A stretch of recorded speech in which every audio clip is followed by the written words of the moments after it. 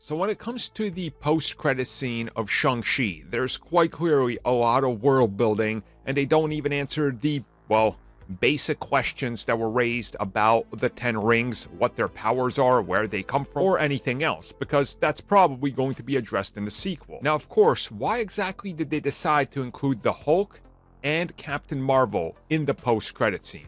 Well, it turns out that's the only characters they were allowed.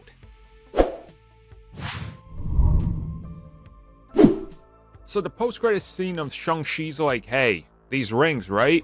Boy, that's some power there. You guys are new Avengers as well, but the Hulk has no idea. Captain Marvel has no idea.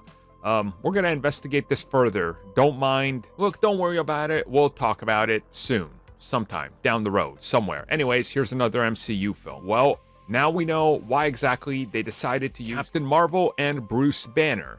And this comes directly from the visual effects supervisor, Sean Walker from Weta Digital.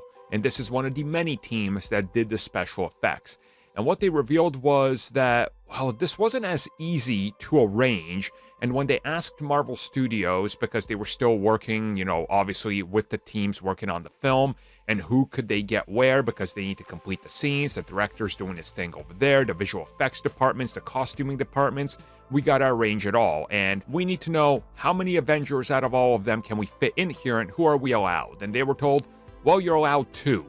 You're going to be allowed Captain Marvel, and you're going to be allowed the Hulk. And the Hulk stuff, we're going to send that over to you from Atlanta. So work that in there while we're doing our thing, which probably means that this was during the production of She-Hulk, because they were shooting in Atlanta. And then Captain Marvel, that was actually her on a random stage in LA. That was just sort of separated by multiple things there that they were doing. And they just shot her there and then threw that into the film. So Mark Ruffalo and Brie Larson were not together. They probably didn't even have an idea of who, else was there, what was even going on with the scene. They just kind of did their eyes. They're like, I could maybe piece this together.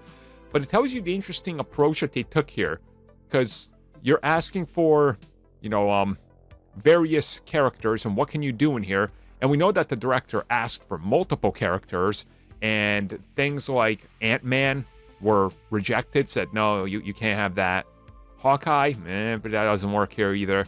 What can we have? You can have Captain Marvel and Bruce Banner for the post-credits. Is that good enough? Which, honestly, I'm happy about. That this film didn't have to be stuffed with a bunch of, MCU cameos. It's a Shang-Chi story, and that's, first and foremost, the most important thing about it. So, overall, it's interesting to see how they approached actually getting these scenes and the actors. Show up here, do your thing, and you might appear in a place or two. Insane.